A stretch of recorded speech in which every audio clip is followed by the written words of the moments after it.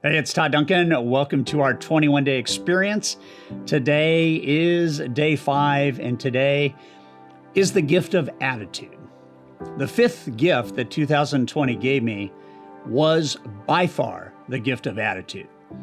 I remember when COVID first hit, I reminded myself that success is about two things: going through something and growing through something. There was no way I was not going to go through COVID. All of us soon realized this is real, it's here, and I don't know anything about it.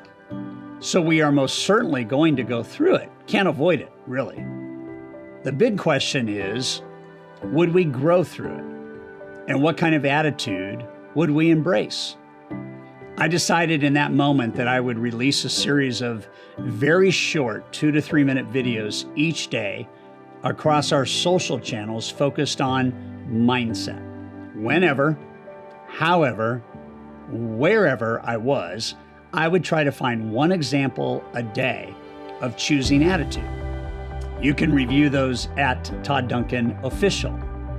Here were the mindset moments that I experienced just over the first month: belief, thinking, perspective, climb, move, prepare, forward, forgive, grit, curiosity, possibility, creativity, joy, focus, hope, compassion, gratitude, boundaries, boldness, passion, energy, faith, action, willingness, strength, truth, integrity, connect, and value. Each day I did a video for 3 minutes on one of those words because I encountered it somewhere. Here's what I know for sure: attitude is a choice. Every word I just mentioned builds the framework for a positive attitude.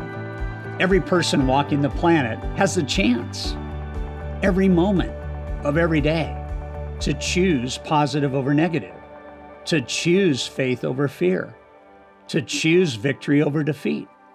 How we go and grow through anything requires making the right choice. My pastor growing up was a guy named Chuck Swindoll. One of the most important things that he was ever quoted as saying was this, and perhaps you've heard it. Quote, "The longer I live, the more I realize the impact of attitude on life. Attitude to me is more important than facts. It is more important than the past, than education, than money, than circumstances, than failures, than successes, than what other people think or say or do. It is more important than appearance, giftedness, or skill. It will make or break a company, a church, or even a home. The remarkable thing is, we have a choice every day regarding the attitude we'll embrace for that day. We cannot change our past. We cannot change the fact that people will act in a certain way. We cannot change the inevitable. The only thing we can do is play on the one string we have, and that is our attitude. I am convinced that life is 10% what happens to me and 90% how I react to it. And so it is with you. We are in charge of our attitudes. Choice is key. Choice. And I believe that if we change our choices, we can change our future. Throughout the ages, the psychology of human success has always been about our attitude. King Solomon said over 6,000 years ago, "A joyful heart makes a cheerful face, and when the heart is sad, the spirit is broken."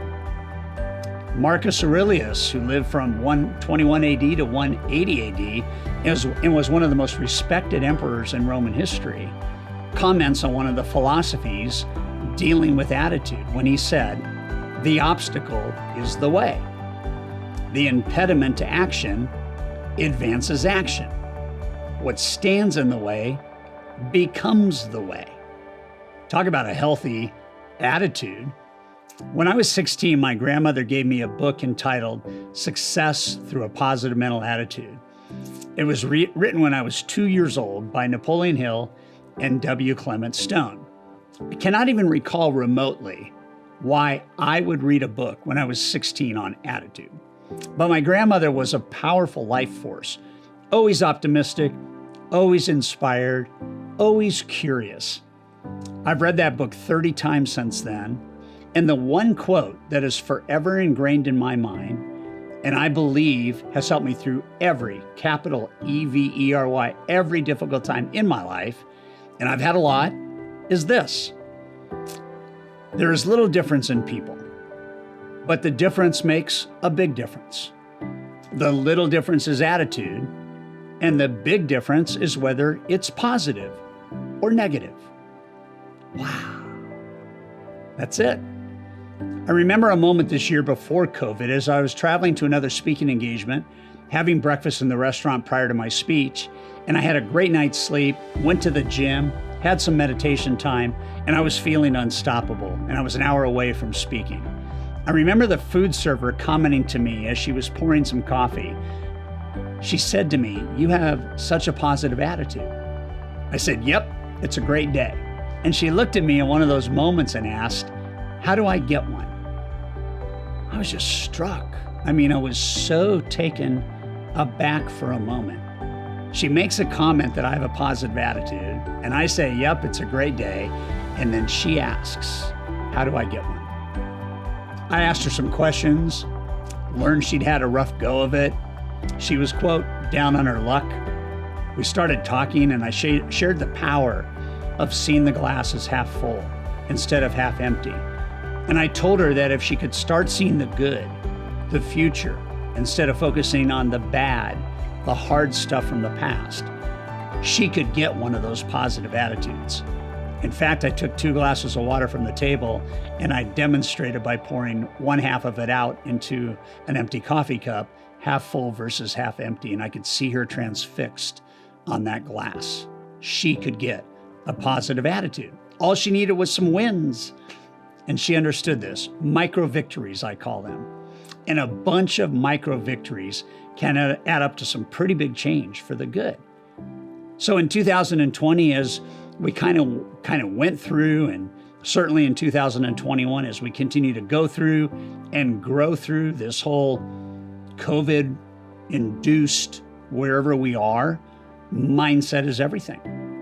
Whenever you have challenges, whenever you have hurdles, whenever you have obstacles, whenever I face difficult mountains and choice, mindset is everything.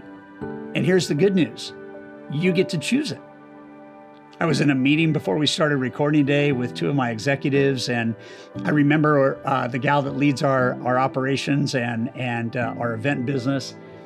She sits at the table and she goes, "I love Mondays." And she's got this big old smile on her face. And I looked at her and I said, "Why do you love Mondays?" And she said, "I love Mondays because we get to start again."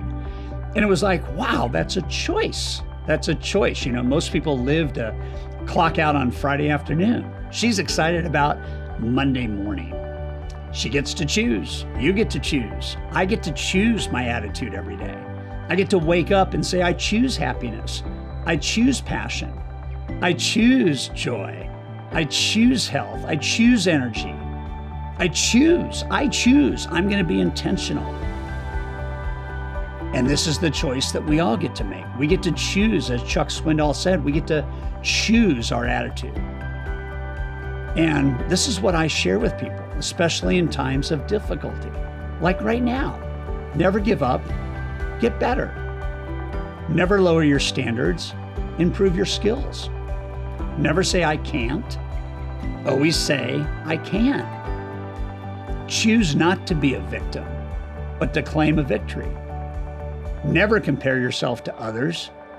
Only compare yourself to your best. Never look down. Always look up. And so the question for today is, where do you need an adjusted attitude, a new attitude? And how would changing what you believe and feel today change your life by this same time tomorrow morning? I'm telling you right now, man, you can make the choice to live positively. And in my mind, it's probably one of the greatest choices you will ever make.